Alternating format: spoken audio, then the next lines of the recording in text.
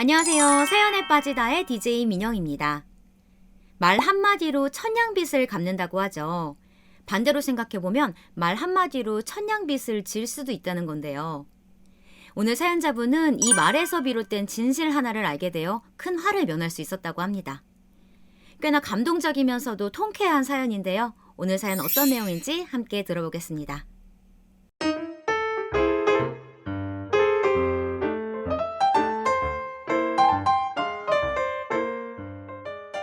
안녕하세요. 39이라는 비교적 늦은 나이에 9수를 견디고 시집을 와 결혼 3년 차를 보낸 40대 초반 여성입니다. 제가 남들에 비해 더 늦게 결혼을 하게 된 데에는 그럴 만한 사정이 있는데요. 저는 여느 여자들처럼 결혼에 대한 로망이나 환상을 따로 갖고 있지 않았습니다. 저희 부모님의 행복하지 못했던 결혼 생활을 두 눈으로 지켜봐서 그런 건지 몰라도 시집을 가면 오히려 불행해지는 거 아닐까 하는 생각으로 결혼에 대한 반감을 갖고 있던 비혼주의자였어요. 그렇게 30 가까이 또래 친구들은 연애도 하며 시간을 보낼 때 저는 제 일과 커리어를 쌓는 데에만 집중하였답니다. 물론 저 또한 연애를 아예 하지 않았던 것은 아니에요. 진지하지 않은 연애를 추구하며 가볍게 누군가를 만나곤 했었죠. 하지만 만나는 남자마다 끝은 결혼을 생각했고 그게 부담스러웠던 저로서는 그 연애들을 끝내다 보니 결국엔 홀로 남을 수밖에 없었습니다. 그러다 30대 중반쯤에 다다랐을 때 제 주변 친구들은 모두 시집을 가 복덩이 같은 자식들과 함께 오순도순 사는 모습들을 보는데 제 생각이 잘못된 생각인 건가 싶더라고요. 30대 중반쯤 오랜만에 친구들을 만나 한 잔씩 걸치고 있는데 모든 안주거리가 제 연애사와 결혼에 대한 얘기들이었어요. 영지야, 너 아직도 결혼 생각 없어? 솔직히 결혼하면 신경 써야 할 일들도 많긴 한데 그 못지않게 즐겁고 행복한 일들도 많아.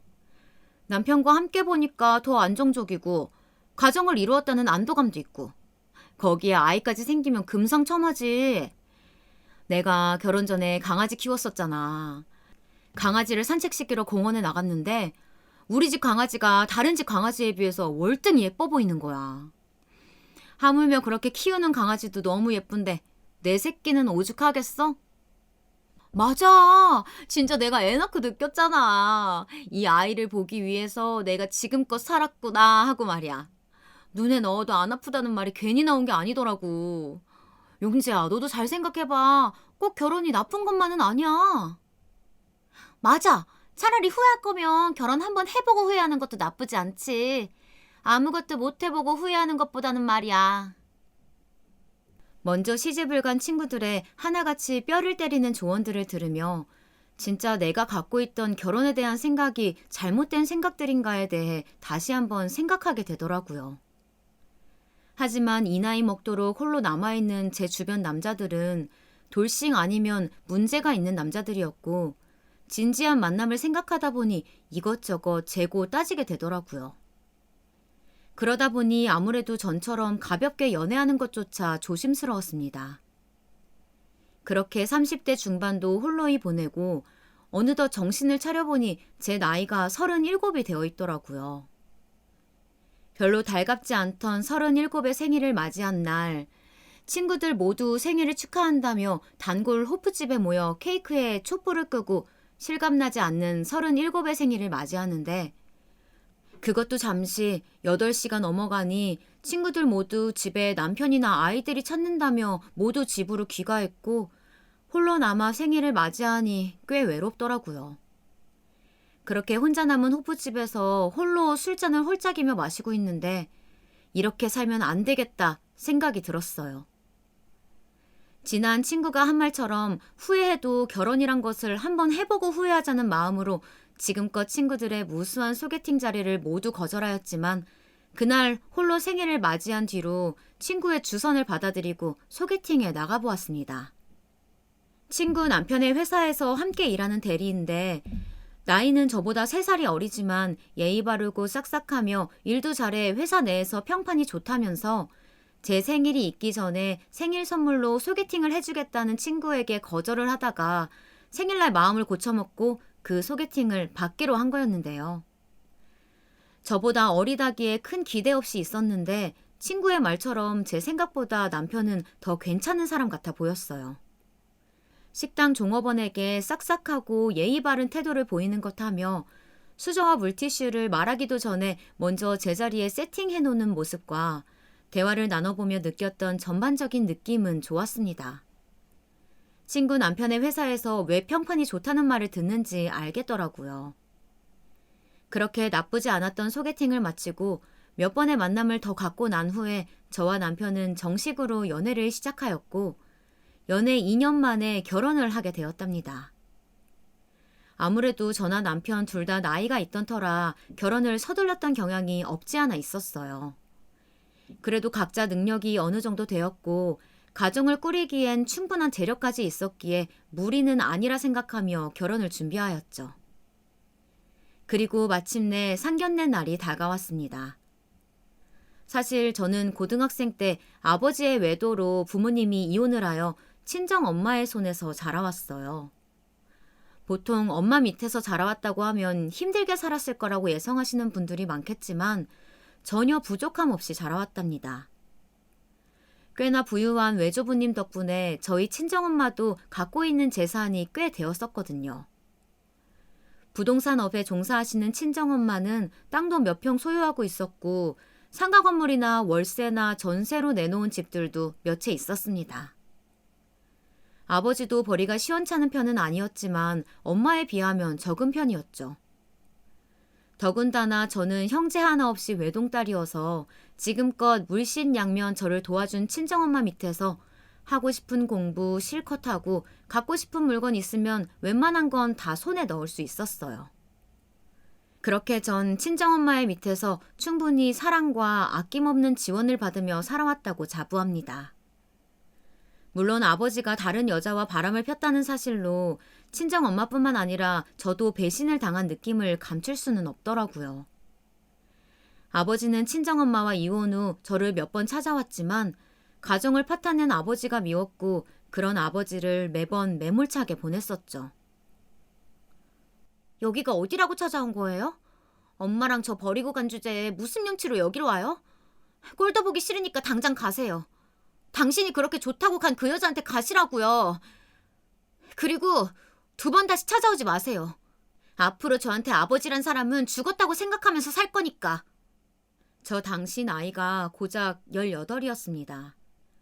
한참 예민한 시기에 찾아온 아버지의 바람과 부모님의 잦은 다툼, 그리고 이혼까지 그 모든 과정을 지켜보았기에 제게 있어 결혼이라는 것이 두려운 것은 어쩌면 당연한 일이었을 것 같아요. 그리고 제가 아버지에게 역정을 내며 매몰차게 말했던 그날부로 아버지는 2번 다시 볼 수 없었습니다. 소식 또한 들을 수 없었답니다. 상견례 날이 다가오니 부쩍 아버지 생각이 나더라고요. 남편에게도 연애 도중 저희 부모님이 이혼한 것과 아버지의 지난 외도까지 모두 알렸었습니다.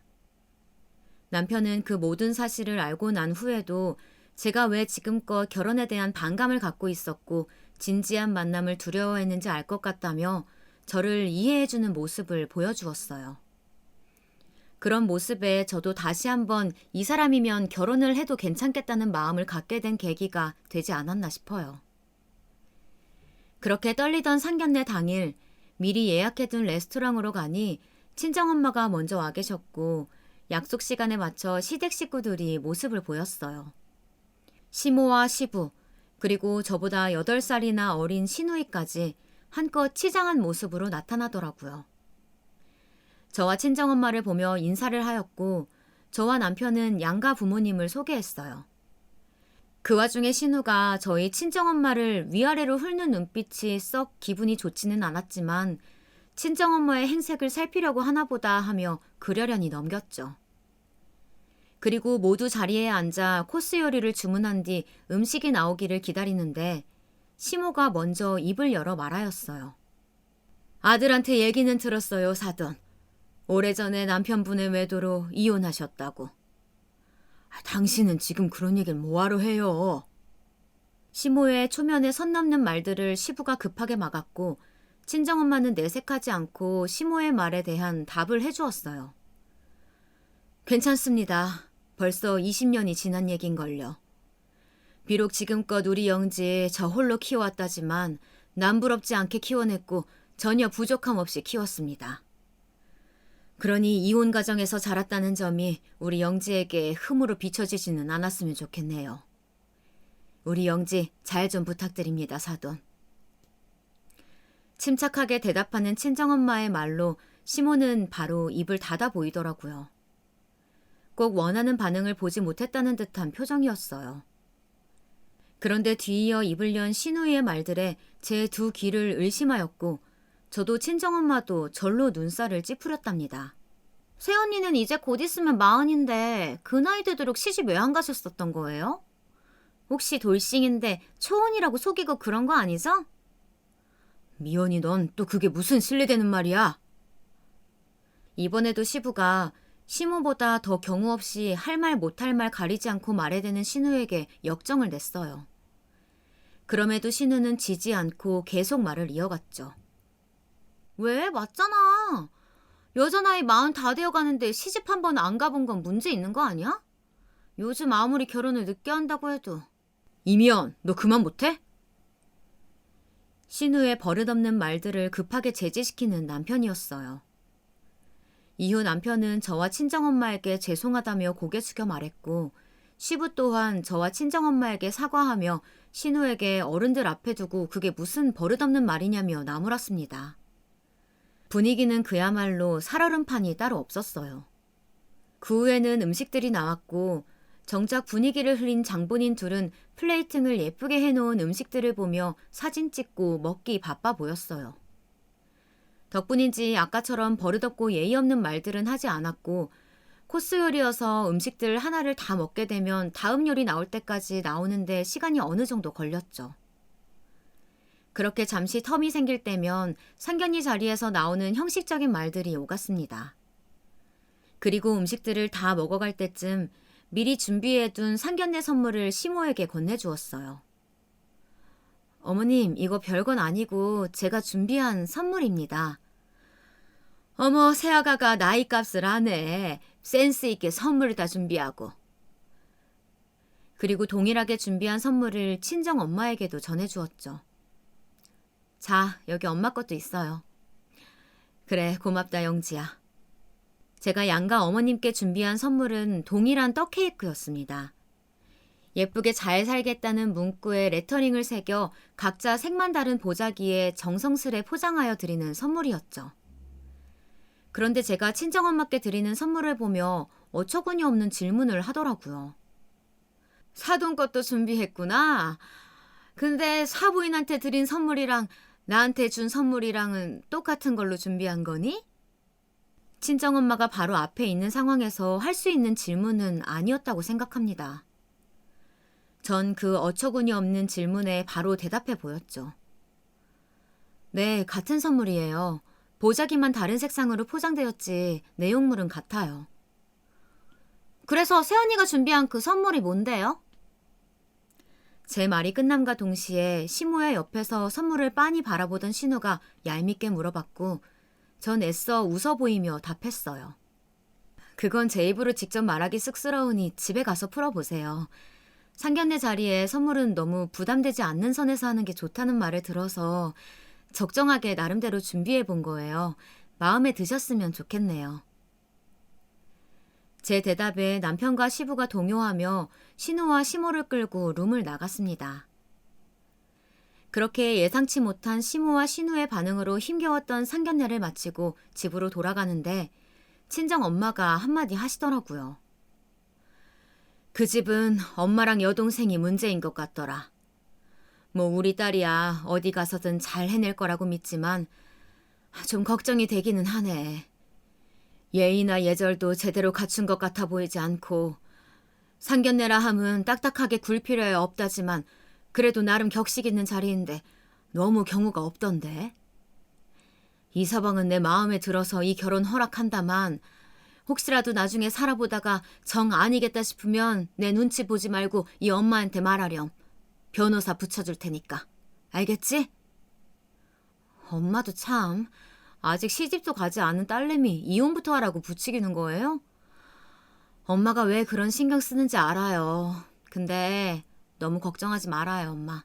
내가 누구 딸인데 지금껏 그래왔던 것처럼 잘해 보일게요. 사실 친정엄마에게 그리 말하긴 하였지만 겁이 안 나지는 않았습니다. 결혼은 남편만 본다고 해서 되는 게 아니라던 지난 친구들의 말들이 떠올랐고 이번 일로 친구들이 왜 그런 말들을 하였는지 알겠더라고요. 이후 집에 도착해 옷을 갈아입고 편히 쉬고 있는데 남편에게 장문의 메시지가 와 있더라고요. 오늘 상견례 준비한다고 고생 많았어. 엄마가 선물 보시고는 너무 마음에 드신다네. 우리 엄마가 떡을 좋아하시거든. 아까 우리 엄마랑 내 동생이 예의에 어긋나는 모습 보여서 곤란했었지. 내가 대신 사과할게. 그리고 장모님에게도 아까는 죄송했다고 말씀 좀 대신 전해줘. 우리 엄마가 원래 말을 좀 툭툭 내뱉는 스타일이셔. 동생도 그런 엄마의 영향을 많이 받았고 엄마가 워낙 오냐오냐 해주는 바람에 버릇이 더 없어졌어. 나나 아빠도 그런 엄마와 동생 때문에 곤란했던 적이 많았는데 이런 중요한 자리에서까지 그렇게 행동할 줄은 몰랐네. 오늘 다시 한번 고생 많았고 푹 쉬어. 대략 이러한 내용들의 글들이었어요. 이렇게 뒤에서 신경 써주는 남편 덕분에 제가 결혼에 대해 다시 한번 두려움을 가지다가도 남편을 보고 다시 마음을 다잡게 된 것 같아요. 이때 당시만 해도 남편이 정말 괜찮은 사람 같았고 저를 누구보다 위해준다고 생각했었거든요.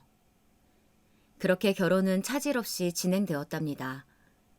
남편과 제 직장이 가까운 곳으로 신혼집을 찾다 보니 뜻하지 않게 시댁과 가까운 곳에 집을 마련하게 되었어요. 신혼집은 무조건 시댁과 멀리 잡아야 한다는 친구들의 말들이 있었기에 꺼려지긴 하였지만 남편과 제가 시간이 많지 않아 뒤늦게 집을 알아본 터라 그 당시 매물로 나온 집이 그리 많지 않았어요. 연식도 오래되지 않은 준신축에 가까운 아파트에 리모델링도 깔끔하게 되어 있어 가구만 들여놓고 살아도 문제 없겠다 싶어 고민 끝에 결정한 집이었죠. 하지만 얼마 가지 않아 친구들의 말을 듣지 않은 것을 후회하게 되었습니다. 집을 모두 계약하고 어느 정도 제 취향에 맞게 인테리어를 살짝 맡긴 뒤라 집은 공사 중에 있었어요. 가전은 한 브랜드에서 신혼가전으로 나오는 세트 상품들이 있어 한 번에 계약을 해놓은 상태였죠. 이제 집에 걸맞는 가구만 고르면 되는 상태였는데요. 남편과 주말에 하루 날을 잡고 같이 가구와 그 외 살 것들을 보러 가기로 하였죠. 그런데 굳이 저와 남편을 따라오는 시모와 신우였어요. 세아가 내가 가구를 좀 잘 본다. 가구가 한두 푼 하는 것도 아니고 한 번 사면 오래 쓰는 거 아니니 같이 가서 내가 정말 괜찮은 가구인지 잘 봐줄게. 맞아요. 우리 엄마가 가구는 좀 잘 보는 편이에요. 저는 그냥 엄마가 같이 가자고 해서 따라가는 것뿐이니까 너무 신경 쓰지 마세요, 새언니. 시모와 신우가 차례로 말을 했고 저는 어쩔 수 없이 억지 웃음을 보이며 알겠다고 하곤 같이 가구 매장으로 갔어요. 우선 거실에 놓을 소파부터 보는데 시모는 저보다 더 신나서 이것도 예쁘고 저것도 예쁘다 하며 오두벙정을 떨어보였고 급기야는 한 소파를 보며 이게 너무 좋다며 앉아서 일어나질 않는 겁니다. 어머, 아가, 이 소파 원단 너무 좋구나. 극세 사라. 진드기나 먼지가 안 붙는다네. 우리 집은 아가 너도 봐서 알겠지만 가죽인데 인조가죽이라 다 벗겨지고 난리도 아니잖니. 아, 요즘 이런 패브릭 소파가 유행이라던데 우리 집에도 이런 소파 있으면 너무 좋겠다. 이건 뭐 그 소파를 사달라는 말로밖에 들리지 않더라고요. 이렇게까지 대놓고 말하는데 나 몰라라 하기가 뭐했기에 저희 집 소파를 사면서 시댁에 놓을 소파도 함께 샀더니 시모가 콧소리를 내며 제게 달라붙어 말하더군요. 어머나 세아가 너무 고마워. 사달라고 말한 얘기는 아니었는데 괜히 부담 준 건 아닌가 모르겠네. 역시 우리 세아가가 나이가 있어서 그런가 능력도 좋고 센스도 좋고 어린 며느리 부럽지가 않네. 그렇게 소파를 사줄 때만 해도 좋은 마음으로 사주긴 하였습니다. 시댁에 있던 소파가 낡아 가죽들이 다 해지긴 했었거든요. 그런데 한번 그렇게 사주니 이제는 침대를 보러 간 매장에서도 신우가 침대에 앉아 너무 마음에 든다며 제게 눈짓을 하는 게 아니겠어요? 와, 새언니, 이 침대 좀 보세요. 서랍도 있어요. 아, 안 그래도 수납장 필요했는데 침대에 수납장 되면 금상첨화겠다. 나는 지금 프레임도 없어서 매트리스만 깔고 자는데 이 프레임만 있으면 진짜 너무 좋겠다. 그제야 알겠더라고요. 시모와 신우가 굳이 이곳에 따라온 이유를 말이에요. 프레임도 없이 잔다는데 모른 체 할 수도 없고 저희 집에 놓을 침대와 함께 또 신우의 프레임까지 같이 구매를 하고야 말았답니다. 물론 남편이 옆에서 말렸지만 말이에요. 당신 이렇게 돈 많이 써도 돼?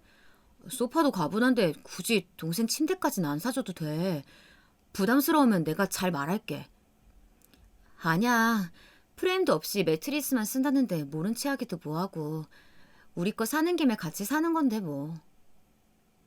시모와 신우가 뒤에서 눈을 반짝이며 저와 남편을 바라보고 있는 게 느껴지는데 거기다 대고 알겠다고 할 수도 없고 이왕 이렇게 된 김에 점수 좀 따자 하는 생각에 좋은 마음으로 사준 게 맞기는 합니다. 하지만 얼마 안 가 제가 호구짓을 했다는 것을 깨달을 수 있었죠. 어머, 새언니, 제 것까지 신경 써주신 거예요? 진짜 고마워요. 그래, 새아가 고맙네. 미연이 것까지 사주고 네가 오늘 돈을 많이 썼겠구나. 오늘 나랑 미연이는 따로 밥 먹고 들어갈 테니까 둘이 오붓한 시간 보내고 와라. 가구를 사주었으니 적어도 밥은 사주리라 생각했는데 시모는 그렇게 자기 목적을 달성했다는 듯이 이후 신우와 같이 집으로 갔어요. 오늘 우리 가구도 사고 엄마랑 동생 소파랑 침대도 사줘서 고마웠어. 그 두 사람 옆에서 얘기 다 들어주고 신경 쓰느라 힘들었지. 내가 맛있는 밥이라도 살게. 그래도 이렇게 저를 신경 써주는 남편 덕분에 돈을 쓴 게 아깝지는 않다는 느낌을 받을 수 있었어요. 그렇게 시간이 흘러 결혼식이 치러졌습니다. 결혼식은 너무 호화스럽지 않게 작은 홀에서 진행했고 가까운 지인들만 불렀어요. 그런데 당일이 되자 남편 측 하객석은 사람들로 북적였어요. 분명 가까운 지인들만 부르기로 상견례 자리에서 말을 마친 상태인데 6촌에 8촌까지 온 식구들을 다 부른 모양이더라고요. 시모가 그 친척들을 데리고 신부 대기실에 있는 저에게 와 소개를 시켜주더라고요. 세아가 여기 첫째 숙모님, 그리고 이쪽은 둘째 숙모님이셔. 인사해라. 안녕하세요. 이렇게 와주셔서 감사합니다. 고맙기는 뭘. 색시가 아주 곱네. 고와. 결혼 축하해요. 그렇게 숙모되는 사람은 결혼을 축하한다며 제 손을 잡아 보였고 사진 몇 방을 찍더니 뒤돌아가는 길에 제가 들리는 줄도 모르는지 뒤에서 제 이야기를 하더라고요. 그런데 조카 며느리가 꽤 나이가 있어 보이는데요? 네, 39이래요. 아이쿠, 어쩐지 새색시 얼굴이 어려 보이지만은 않더니 초혼은 맞는 거래요? 그렇다네요. 부모가 이혼을 해서 결혼이 망설여졌다나 뭐라나. 어머어머, 어쩐지 신부 측에 아빠는 안 보이고 엄마만 있다 했더니 근데 왜 이혼을 했대요? 뭐 남편이 바람을 폈다고 하던데? 그 두 사람의 대화는 제 지인들이 오면서 그렇게 끝이 났고 정신없던 제 결혼식도 끝이 났습니다. 확실히 홀로 들어서니 신부 측 하객에 비해 신랑 측 하객이 훨씬 많은 것을 알 수 있겠더군요. 이쯤 되니 시모가 일부러 부를 수 있는 지인들은 모두 부른 것이 아닌가 하는 생각도 들더라고요. 그렇다 한들 이 부분에 관해 뭐라 따지고 들 수는 없기에 그냥 넘어갔습니다. 이제와 생각해보니 지난 과거의 제 모습이 참 바보 같고 한심하네요. 아무쪼록 그렇게 결혼식까지 모두 마치고 신혼여행을 다녀와 시댁으로 인사를 갔어요. 어머님, 아버님, 저희 왔어요. 그래, 오랜 시간 비행기에서 오느라 힘들었을 텐데 고생했다. 아버님이 제일 먼저 고생했다며 안으로 안내해 주었고 뒤늦게 방에서 나온 시모와 신우도 반겨주었어요. 그런데 저와 남편의 손에 뭐가 들려있나 살피는 게 선물을 바라는 눈치더라고요. 여행 간 기념으로 선물들을 하나씩 사오기는 하였는데 그렇게 대놓고 바라보기만 하니 좀 괘씸한 건 사실이었어요. 저희가 오는 길에 작지만 선물을 사왔는데요. 이거는 아버님 거, 이거는 어머님 거, 이거는 아가씨 거예요. 괘씸하더라도 사온 거 나눠는 주자 싶어 하나씩 사온 선물들을 건네주었고 시부에 이어 시모와 신우가 차례대로 감사의 인사를 전했죠. 아이고, 뭐 이런 걸 다 사왔어. 고맙다, 새아가. 어머, 고마워라. 뭔지는 몰라도 잘 쓸게, 새아가. 포장지가 명품인 것 같은데 너무 기대되는데? 내 것도 챙겨줘서 고마워요, 새언니. 근데 제 것만 선물이 좀 작네요. 뭐가 들었을라나? 시부는 술을 즐겨 하신다 하여 양주를 선물하였고 시모에게는 명품 브랜드의 머플러를 그리고 신우에게는 명품 브랜드의 립스틱을 선물해 주었어요. 신우는 자기 선물만 작은 것 같다며 그 자리에서 선물 포장을 뜯어 보이더라고요. 그리고 립스틱인 것을 확인하더니 이내 실망한 표정을 그대로 보이며 말하더군요. 아, 립스틱이구나. 립스틱은 색상 안 맞으면 쓰지도 못하는데 귀걸이 뭐 그런 거나 사다 주지. 아무튼 잘 쓸게요. 선물을 받을 때와는 다른 말투와 표정으로 쌀쌀맞게 말하고는 본인 방으로 들어가는 신우였어요. 그런 신우에게 남편과 시부는 혀를 차 보였죠. 이후 밥이라도 먹고 가라는 시모와 시부의 제안을 정중히 거절하고 나왔어요. 친정집에도 들릴 계획이었거든요. 그렇게 시댁에서 간단히 인사를 마치고 친정집으로 갔습니다. 어서 와요, 이서방. 영지도 먼 길 오느라 고생했어. 시댁은 들렀다 오는 거야? 그럼 들렀다 왔죠. 그런데 엄마, 왜 이렇게 얼굴이 헬쓱해졌어요? 어디 아픈 거 아니에요? 정말 못 본 사이에 친정엄마는 안 그래도 마른 몸이 더욱 말라 있었어요. 아프기는 무슨. 그냥 요즘 입맛이 영 없어서 끼니를 대충 먹다 보니까 체중이 좀 빠진 것 같구나. 너무 신경 쓰지 않아도 되니까 내 걱정은 말고. 엄마가 이렇게 입맛이 없는 줄 알았으면 영양제 같은 걸 사다 줄 걸 그랬나 보다. 자, 이거 받아요. 오는 길에 면세점 들러서 엄마 것도 좀 사와본 거예요. 전 시댁 식구들의 선물을 사면서 함께 산 친정엄마 선물도 건네주며 말하였어요. 얘는 뭐 이런 걸 다 사왔어. 니들 먹을 거나 사지. 됐다 얘. 엄마는 마음만 받을게. 차라리 네 시어미 주렴. 시댁 사람들과는 다르게 건네주는 걸 마다하는 엄마의 손에 다시 한번 선물을 쥐어주었어요. 어머님한테는 이미 인사도 하고 선물도 전해주고 왔어요. 이거 엄마 주려고 산 거니까 엄마가 꼭 받아. 친정엄마한테도 시모한테 준 것과 동일한 브랜드의 머플러를 선물해 준 거였어요. 친정엄마는 그걸 굳이 뜯어보더니 말하더라고요. 얘는 내가 머플러 없는 사람도 아니고 굳이 이런 걸 사왔어. 에이, 그것도 이렇게 비싼 거를. 그냥 시댁이나 선물하지. 이거는 그냥 물러라. 영지야, 이 돈으로 차라리 너희 더 맛난 거 사 먹어. 결혼하기 전까지만 해도 친정엄마와 함께 살던 저는 결혼을 앞두고 있던 한 달여쯤 전부터 친정집을 나와 남편과 함께 살고 있었어요. 39년을 함께 살아왔던 엄마와 떨어지게 된 것이죠. 비록 매일 일한다고 바쁘셨던 친정엄마였지만 이렇게 떨어져 지낸 것은 처음이었기에 이러한 친정엄마의 모습이 뭔가 뭉클하더라고요. 잠깐 못 본 사이에 헬쓱해진 모습이며 선물마저 거절하며 저희만 생각하는 그 모습이 안쓰럽고 속상했어요. 그래서인지 저도 괜히 큰 소리를 내보이고 말았답니다. 엄마는 그냥 사온 사람 성의 생각해서 고맙다고 하고 받으면 안 돼요? 엄마 머플러 많은 거 다 알고 이런 거 충분히 살 돈 많다는 거 다 아는데 꼭 이렇게 사온 사람 성의 무시해야겠어요? 이거 면세점에서 산 거라 환불도 안 되니까 그냥 받아요. 팔던지 버리던지 알아서 하라고요. 그리고 저는 그렇게 머플러를 친정엄마가 보는 앞에 던져 보이고는 친정집 문을 쾅 소리가 나게 세게 닫고는 모질게 나왔습니다. 뒤이어 저를 따라 나온 남편이 저를 나무라더라고요. 당신은 장모님이 괜히 우리 생각해서 하신 말씀인데 그걸 그렇게 모질게 큰 소리를 내야 했어? 장모님 잔뜩 놀란 눈치던데 당신 그렇게 뛰쳐나가는 거 보고 본인 마음 추스를 생각보다 당신 먼저 생각해서 나한테 얼른 나가서 당신 먼저 챙기라고 하시더라. 이러지 말고 지금이라도 가서 아까 큰 소리 내서 미안하다고 사과드리자. 저는 남편의 말에 괜히 눈물이 나오더라고요. 항상 언제나 저부터 생각하는 친정엄마가 한편으론 고맙지만 한편으로는 너무나 답답했어요. 예전에 아버지가 외도한 사실을 알고 났을 때에도 제가 아빠 없는 딸이 되지 않기를 바란다며 이혼을 망설이셨거든요. 혹여나 제가 아버지의 외도 사실을 알게 될까봐 몇 날 며칠을 제게 그 사실을 알면서도 숨기고 혼자 끙끙 앓으셨던 친정엄마였습니다. 예전 친정엄마의 모습이 떠올라서일까요? 한 번 터진 눈물은 멈출 새가 없이 비 오듯 주룩주룩 흘러내렸어요. 당신 왜 울어? 혹시 내가 뭐라고 해서 그래? 미안해.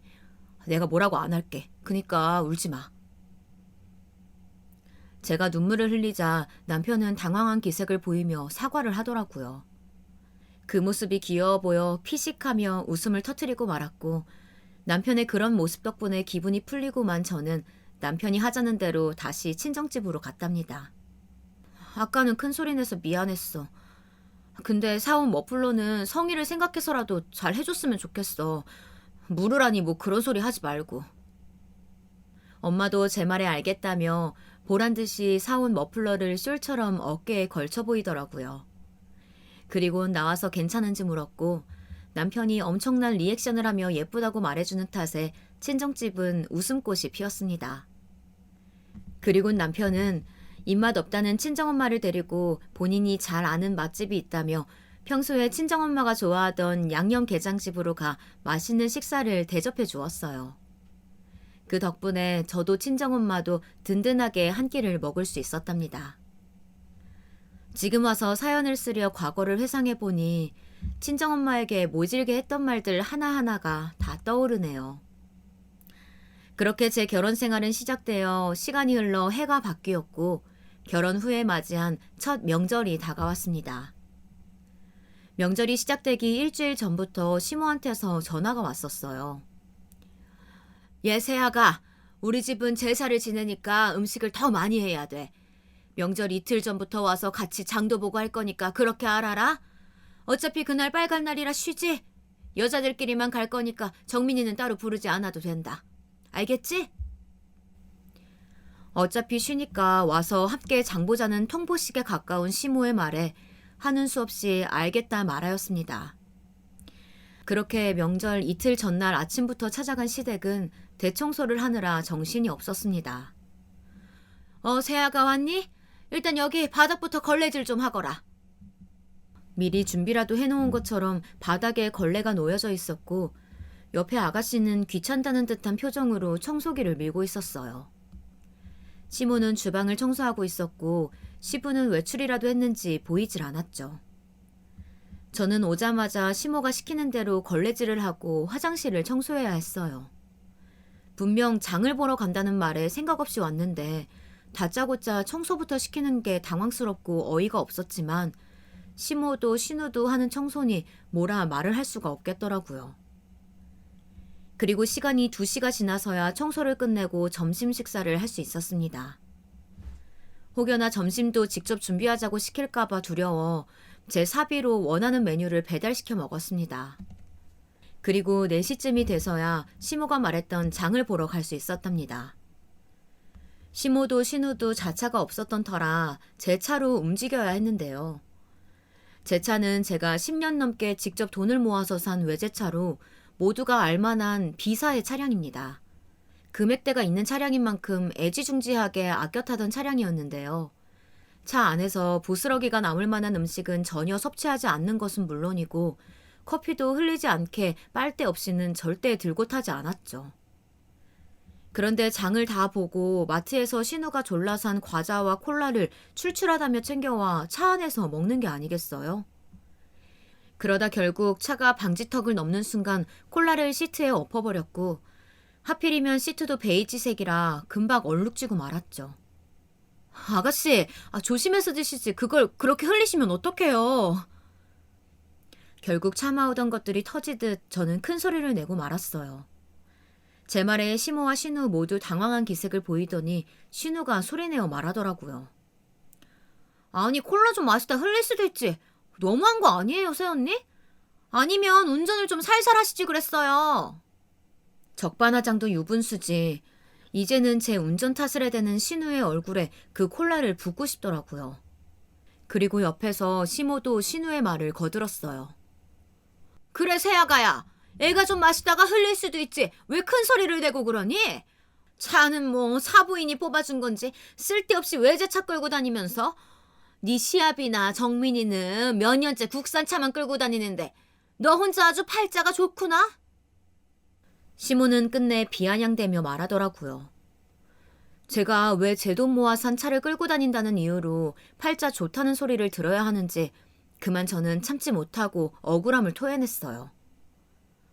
어머님, 뭔가 오해하시는 것 같은데 이 차는 저희 친정엄마가 사주신 게 아니고 제가 몇 년간 일해오면서 모아온 돈으로 산 차예요.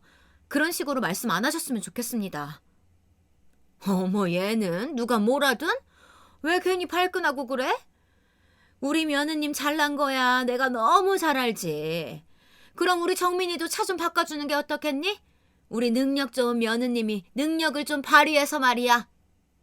시모의 말뜻은 한마디로 너만 좋은 차 타지 말고 능력 좋은 네가 우리 아들 차도 좀 바꿔줘 였습니다. 무적의 논리를 펼쳐대는 시모의 말에 그저 말문이 막히더라고요. 제가 표정을 굳힌 채 아무 말이 없자 시모는 농담이라며 손사래를 쳐보였고 그 사이 도착한 시댁에 차를 대놓고 시모의 말에도 대답하지 않은 채 도착했다는 말만 남겼어요. 그리고 장바온 짐을 갖고 시댁 안에 함께 갖다 놓았고 시모는 그제야 수고했다며 저를 집에 돌려보내더라고요. 장보고 계산도 당연하다는 듯이 제가 하였는데 짐도 당연하다는 듯이 제가 더 많이 들고 신우는 얄밉게도 본인이 먹을 군것질거리만 들고 가더라고요. 그러더니 제가 큰 소리를 내어 삐지기라도 한 듯이 본인 방에 들어가 잘 가라는 인사도 없었죠. 다음 날 음식을 하러 시댁으로 향하니 신우가 되도 않는 시집살이를 시키더라고요. 제 옆에 딱 붙어서 도와주기는커녕 칼질이 엉성하네, 전이 너무 탔네, 또 너무 덜 익은 것 같네 하며 잔소리를 하기 일쑤였어요. 시모 시집살이보다 신우 시집살이가 더 힘들다는 친구들의 말뜻을 그제야 알겠더라고요. 신우의 잔소리는 아버님과 남편이 오고 나서야 멈췄습니다. 그리고 차 안이 신우에 의해 더럽혀졌다는 사실을 아는 남편이 오자마자 신우에게 그 부분에 대해 한 소리를 하였습니다. 야, 이미연, 너 세연이 차 타서 콜라 엎었다면서? 너 그 차 시트 청소하는데 얼마가 드는지 아냐? 뭐? 진짜 세연이 그걸 또 금세 오빠한테 일러 바친 거예요? 세연이 진짜 실망이네. 사람이 좀 그래도 쿨한 줄 알았더니. 그리고 오빠는 뭐? 얼마 드는지 알면 뭐 나보고 물라는 거야? 그래, 세아가. 그걸 뭐 좋은 일이라고 정민이한테 말하고 그러니? 정민이 너도 미연이한테 너무 뭐라고 하지 마라. 애가 콜라 좀 엎은 것 같고 뭐 가족끼리 째째하게 얼마가 드네 마네 그런 걸 묻고 그러니?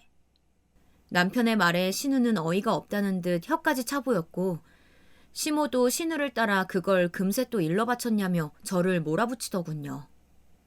그 후 제가 뭐라 하기도 전에 남편이 저를 막아서더니 저를 대신해서 말해주었어요. 엄마도 미연이 너무 감싸지 마세요.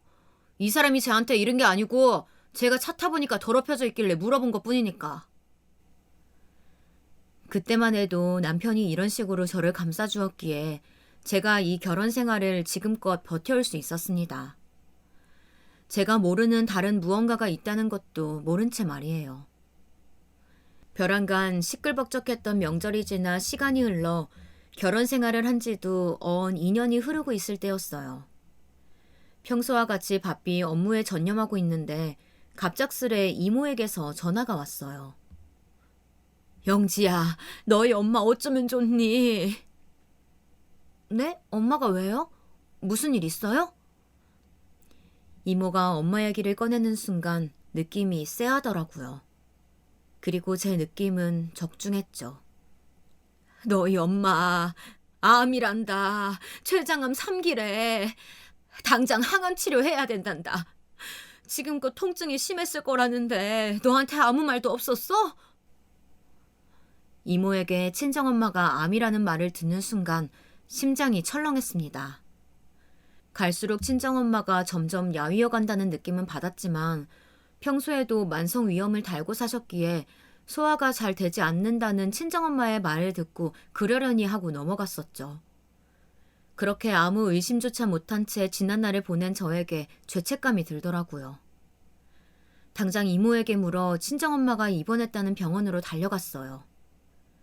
친정엄마는 그 사이에 살이 더 빠져 있었고 얼굴이 노랗게 황달이 가득해 보였습니다. 엄마, 암이라니. 몸이 이 지경이 될 동안 왜 나한테 아무 말도 안 했어? 속상한 마음과 설움이 복받쳐와 나오는 말들이었어요. 친정엄마는 그런 채 두 손을 잡으며 말씀하셨죠. 걱정 마라. 엄마는 괜찮아. 그나저나 일은 어쩌고 이 평일 대낮에 여길 왔어. 지금 일이 문제야? 엄마가 아파서 병원에 누워있다는데 암이 3기나 돼서 당장 수술도 어렵다는데 그럼 아무렇지 않게 일이나 해? 엄마는 진짜 왜 아프면 아프다고 말을 안 해? 힘들면 힘들다, 아프면 아프다 말을 하란 말이야. 저는 결국 참아왔던 울음을 터뜨렸고 아이처럼 울며 소리쳤어요. 지금껏 단 한 번도 제게 기대본 적이 없는 엄마가 그날만큼은 밉더라고요.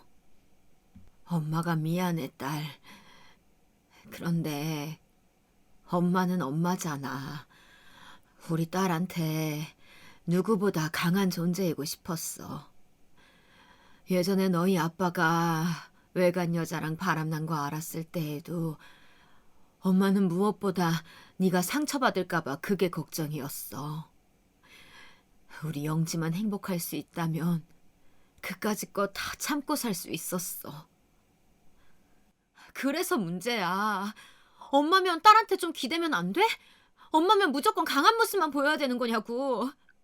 가끔은 자식한테도 기대고 약한 모습도 보여주고 그러란 말이야. 엄마도 사람이잖아. 기계가 아닌데 어떻게 한없이 강한 모습만 보여주려고 하는 건데. 내 행복만 바라지 말고 엄마부터 행복해져야지. 엄마가 불행한데 내가 어떻게 행복할 수 있겠어? 저는 친정엄마의 말에 전보다 더 소리쳐 답했습니다. 그동안 못다한 말들이 우수수 쏟아져 나왔어요. 20년이 넘게 말하지 못했던 말들을 모두 쏟아내자 묵은 채증이 풀리듯 속은 풀리더라고요. 그래서인지 저는 꺽꺽대며 더욱 울음을 쏟아냈어요. 알았어. 엄마가 앞으로는 그렇게 해볼게. 친정엄마는 간이 침대에 엎드려 엉엉 우는 제 머리칼을 쓸어 넘겨주며 제 등을 토닥여 주었고 어째서인지 그 모습에 더 눈물이 쏟아진 저는 그날 나이 40이 넘어서 한참을 병실에서 울음을 쏟아냈답니다. 그 병실이 1인실이어서 망정이지 다른 사람들이 있었다면 저를 보고 나이값도 못한다며 손가락질했을지도 모릅니다. 그날 저녁 제게 친정엄마 소식을 들은 남편이 퇴근하자마자 병원으로 달려왔고 친정엄마는 이서방 보기 부끄럽다며 머쓱한 웃음만 지어 보이더라고요. 그리고 저는 그날 집으로 돌아오는 길에 큰 결심을 하였습니다. 10년이 넘게 몸담고 있던 회사를 나와 엄마를 간병하기로 말이에요. 제 말에 남편은 잠시 놀라는 눈치였지만 이내 알겠다며 제 뜻을 따라주었어요. 다음날 저는 결심한 대로 사직서를 제출해 보였습니다. 남들 다 연애하며 시간을 할애할 때 저는 무엇보다 일에 집중하였고 그 덕분에 해당 업계엔 나름 이름 있는 중견기업에서 부장이란 직책까지 달았던 저로서는 엄청난 결심이었습니다. 사직서를 받은 대표님도 당황해하며 저를 붙잡으셨지만 친정엄마가 암이라는 말에 친정엄마의 쾌유를 빈다며 제 퇴사를 지지해 주셨죠. 고마우신 대표님께선 그동안 수고했다며 퇴직금과는 별개로 주신 수고비와 홀로 간호한다며 고생채는 말라고 저희 친정엄마 간병인도 붙여주셨어요. 감사의 인사를 전한 저는 그렇게 10년 넘게 일한 회사를 나왔습니다. 그리고 친정엄마는 항암 치료와 방사선 치료를 시작하였습니다. 엄마는 어느덧 뽀글뽀글 파마머리를 전부 밀었고 민머리가 되었습니다. 또 그 모습이 왜 그리 속상하던지 다시 한번 눈물을 왈칵 쏟아내었어요. 남편이 그런 저를 겨우 토닥여 주었고 엄마는 치료를 제대로 받고 있음에도 날이 갈수록 야이어 갔어요. 그러다 하루 엄마가 힘이 쭉 빠진 목소리로 저를 부르더라고요. 영지야, 혹시라도 엄마가 잘못되면 엄마의 자산은 모두 영지한테 줄 거야. 영지가 엄마를 이어서 맡아서 봐줄 수 있지? 엄마가 세주고 있는 사람 중에 어려운 사람들이 꽤 있어. 그 사람들도 좀 한 번씩 내다봐주고. 알겠지? 엄마가 우리 영지만 믿을게. 이 와중에도 본인 생각이 아닌 남 생각만 하는 친정엄마가 참 밉고 답답했어요. 그래서인지 저는 엄마에게 끝까지 모진 말로 상처를 주었죠. 엄마는 이 와중에도 남 걱정이야? 어떻게 엄마는 끝까지 본인 생각을 안 해? 엄마가 그렇게 남 생각만 하니까 지금 이 꼴 이 모양인 거야, 알아? 누가 누굴 걱정하는 건지 그 어렵다는 사람들이 비웃겠어. 누가 누굴 동정하냐면서 말이야. 제발 엄마 본인이나 걱정해. 그 말을 마치곤 저는 차갑게 병실을 빠져나왔어요. 엄마가 가려는 제 손을 붙잡았지만 그 손을 뿌리치면서 말이에요. 그리고 저는 그 순간을 여태껏 후회하지 않은 적이 없습니다. 그렇게 병실을 빠져나와 저는 잠시 차에서 눈물을 훔쳤어요. 혹시라도 제 우는 소리를 엄마에게 더는 들키고 싶지 않았거든요. 이후 뒤늦게 돌아간 병실에는 의사와 간호사들이 우르르 친정엄마의 병실로 뛰어들어갔고 이상한 낌새를 느낀 저 또한 병실로 달려갔어요. 그리고 끝내 엄마의 머리 위로 흰 천이 덮였고 저는 주저앉아 엄마를 부르짖을 수밖에 없었습니다. 엄마, 미안해. 내가 끝까지 모진 말만 해서 미안해. 이런 못난 딸이라서 정말 미안해. 사랑한단 말도 못하고 보내서 미안해. 사실은 엄마가 그렇게 남을 먼저 생각하는 사람이어서 진짜 난 엄마가 너무 자랑스러웠어. 그렇게 엄마는 무엇이 그리도 급한지 투병 후 4개월 만에 이 세상을 떠나셨습니다. 사랑한단 말도 하지 못했는데 엄마에게 모진 말만 내뱉은 그날을 얼마나 후회하는지 모릅니다. 그리고 엄마는 암이 전이되지 않은 본인 몸의 장기들을 기증하기로 하였다고 합니다. 언제 장기 기증까지 마쳤던 건지 엄마는 이 세상을 떠나면서도 남 생각만 하였더라고요. 의사들이 우르르 와서 제게 감사 인사를 전했어요. 보호자의 장기 기증을 동의해 주어 고맙다고요. 엄마의 뜻을 딸인 제가 감히 어찌 거역할 수 있겠습니까? 엄마의 몸 일부가 다른 사람에게 한 줄기 희망이 된다면 그것 또한 딸인 저로서는 기쁜 일일지도 모르니까요. 엄마의 장례식장엔 꽤 많은 사람들이 와주었어요. 비록 퇴사한 회사지만 저희 엄마 별세 소식에 함께 일했던 회사 사람들도 와주었고 대표님도 근조 화환을 보내주곤 장례식장에 와주셨습니다. 그 밖에도 엄마 지인들이 와 함께 애도를 표했고 이모나 외갓집 식구들은 물론이고 시댁에서도 와주었죠. 어머, 새아가 이게 무슨 일이니? 시모는 제 두 손을 잡음을 말해 보였고 시부는 예의를 차려 돌아가신 친정엄마께 먼저 인사를 올렸습니다. 그리고 시모와 신우도 아차 싶었는지 시부를 따라 친정엄마에게 인사를 올렸죠. 이후 시댁 식구들은 식사를 하였고 저는 엄마를 담당해 주었던 변호사님이 가신다 하여 잠시 시댁 식구들에게 양해를 구한 뒤 변호사님을 배웅해 주러 나갔어요. 그런데 변호사님이 엄마가 제게 남긴 유언이라며 펜을 하나 주시더라고요. 그 펜을 잡아드는데 바로 알 수 있었습니다. 그 펜은 녹음 기능이 있는 펜이었고 그 안에는 엄마가 살아생전 제게 남긴 엄마의 목소리가 있다는 것을요. 그게 무엇인지 들으려 변호사님을 배웅한 뒤 화장실로 갔어요. 간 안에 들어가 녹음된 것을 들으려는데 익숙한 목소리가 들리더라고요. 뭐? 세훈이 친정엄마가 그렇게 부자였어? 그렇다니까. 그런데 그 재산 네 새언니가 다 물려받게 됐어. 이제 네 새언니가 부자인 거야. 그러니까 미연이 너도 전처럼 막대하면 안 된다. 살살 구슬려서 이것저것 빼먹을 생각을 해야지. 괜히 밑보였다간 죽도 밥도 안 되는 거야. 정민이도 지금껏 그 재산 보고 결혼해서 여태까지 살아온 거 아니냐. 뭐 들어보니까 영지 저거 좋아하지도 않는다는데. 하긴 저런 늙은 여우 같은 년이 뭐가 예쁘다고 좋아서 살겠냐? 그냥 돈 때문에 사는 거지. 뭐? 그럼 오빠가 새언니 돈 보고 결혼한 거였어? 그렇단다. 내 새끼지만 정민이 그것도 참 독해. 이야, 나는 사랑 없이는 절대 못 살 것 같은데. 사랑이 밥 먹여주냐? 너도 얼른 살아봐라. 그래도 미연이 네 결혼식에 1억은 주겠지? 그 정도는 줘야 하는 거 아니야? 지금 새언니한테 1억은 별거 아닐 거 아니야. 그치? 하여간 그 늙은 노인은 언제 죽나 했더니 드디어 죽어주었네.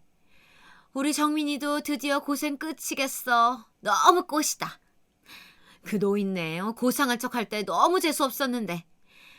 아유, 이제 우리 정민이 부자 되는 것만 남았다. 아유, 경사가 따로 없네. 익숙한 목소리의 정체는 시모와 신우였어요. 시모와 신우는 뭐가 그리도 좋은지 서로 호호거리며 화장실을 나갔죠. 전 그 두 사람의 얘기를 듣는 내내 워낙 주먹을 꽉 쥐어 살갗이 파고들어 버릴 정도였습니다. 시모와 신우에게 받은 배신감도 배신감인데 남편에게 받은 배신감이 더욱 컸어요. 시모나 신우는 원체 막대먹은 사람들이라는 것을 알았기에 그 두 사람이 무어라 떠들든 한 귀로 흘려들으면 그만이겠지만 남편에 관한 얘기는 믿을 수가 없었습니다. 시모의 말들을 정리하자면 남편이 지금껏 제게 보여준 모습들은 다 거짓된 모습이고 저희 집에 돈을 보고 제게 작업을 걸어와 결혼까지 하였다는 것인데 그 모든 사실이 전부 혼란스러웠어요. 그리고 친정엄마의 죽음을 좋아하는 시모와 신우의 모습을 모두 보게 된 저로선 그 두 사람도 절대 용서할 수가 없었죠. 전 올라오는 구역질을 내뱉으며 시댁 식구들에게 복수를 꿈꿨습니다. 남편이 제게 한 것처럼 저도 거짓된 모습을 보여주기로 말이에요. 우선 화장실에서 나온 저는 배웅해 주었던 변호사님에게 전화를 걸어 제 남편이 절대 제 재산에 손을 대지 못하게 미리 말을 해두었습니다. 그리고 이혼도 함께 준비할 거란 얘기도 하였죠. 장례식장에는 제가 잠시 자리를 비운 동안 남편 놈이 저를 대신하여 있어 주었더라고요. 뻔뻔한 가면을 쓴 채 착한 척 해대는 남편 놈이 더욱 역겹게 느껴졌어요.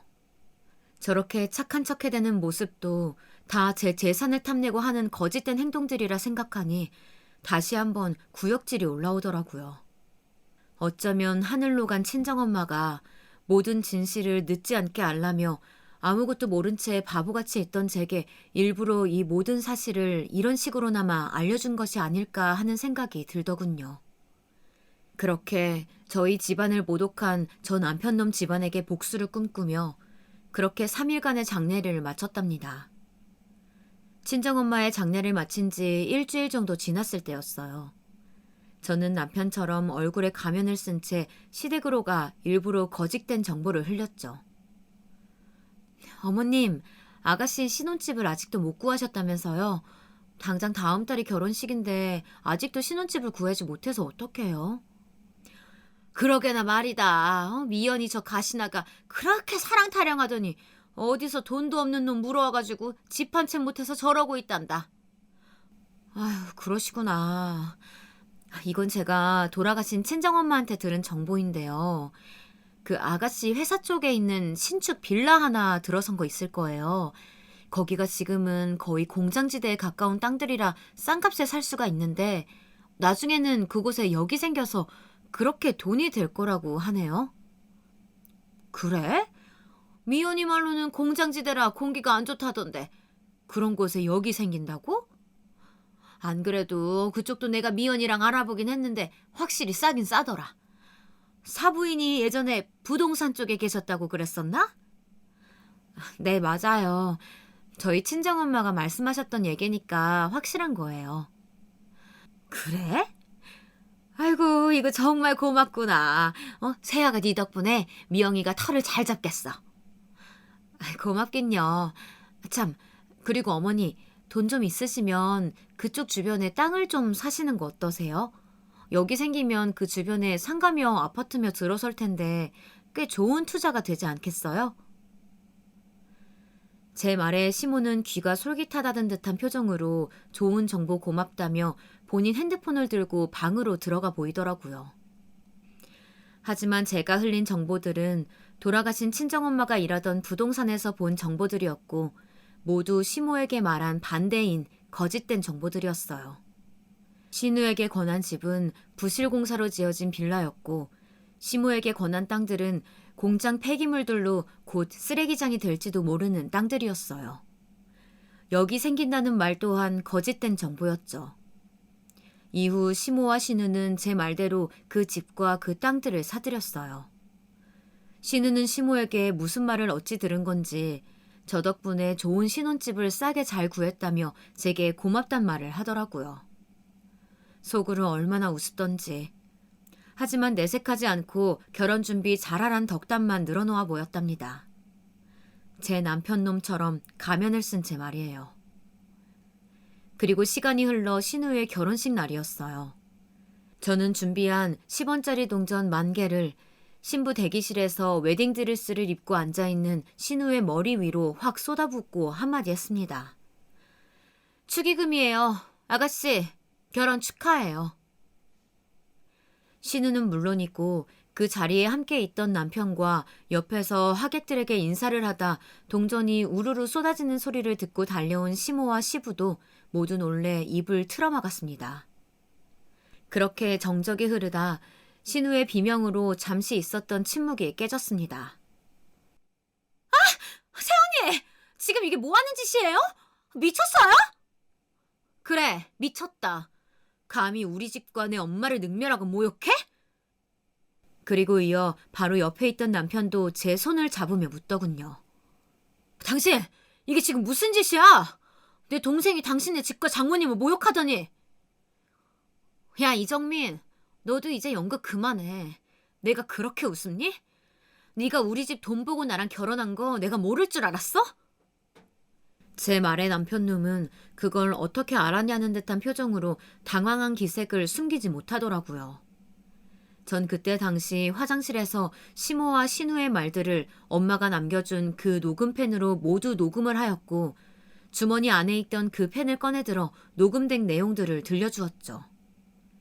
펜 안에서 시모와 신우의 말들이 속속들이 나오자 그 두 사람은 얼굴이 시퍼렇게 변하더라고요. 그리고 남편놈은 오해라며 제게 손살이 쳤지만 말과는 달리 시모와 신우처럼 얼굴이 시퍼렇게 변해 있었습니다. 뒤늦게 시부가 인정하며 제게 사과하는 탓에 오해라는 남편놈의 말 또한 거짓이란 게 드러났습니다. 그렇게 저와 남편은 이혼을 하게 됐어요. 남편놈도 자신의 모든 치부가 드러나자 깨끗이 이혼에 협의하였고 이혼 절차는 순조롭게 진행될 수 있었습니다. 다행히 집과 가구, 가전제품 모두 제가 사들인 것들이었기에 특유재산에 해당되어 한 푼도 남김없이 제가 되찾을 수 있었습니다. 이혼을 모두 마친 뒤 시간이 흘러 전 시모에게 전화가 왔어요. 받지 말까 고민도 했지만 제가 피할 이유는 없다 생각하여 받아보았죠. 너 이년, 네가 말한 미연이 신혼집 부실공사라는데 너 그거 알고 일부러 사라고 부추긴 거지? 그리고 그 땅들도 역 생긴다는 말은 하나도 없던데 오히려 땅값이 휴지 쪼개게 되었단 말이야. 저기요, 전 시어머님, 제가 언제 부추겼어요? 그냥 그런 정보가 있다고 말한 것뿐이죠. 그러게 누가 그렇게 알아보지도 않고 사시래요? 본인이 한 일은 본인이 책임지세요. 앞으로 제게 연락하지 마세요. 저희는 이제 볼 일 없잖아요. 그럼 끊겠습니다. 저는 그렇게 속 시원하게 전화를 끊어보였고 현재는 전 시댁 식구들이 저를 찾지 못하는 외국에 나와 있습니다. 이곳 저곳을 자유롭게 여행 중이에요. 그리고 돌아가신 친정엄마께서 제게 남기신 유언은 제게 사랑한다는 말이었습니다. 그 진한 친정엄마의 목소리로 사랑한다는 말을 듣는데 그때도 한참을 울었답니다.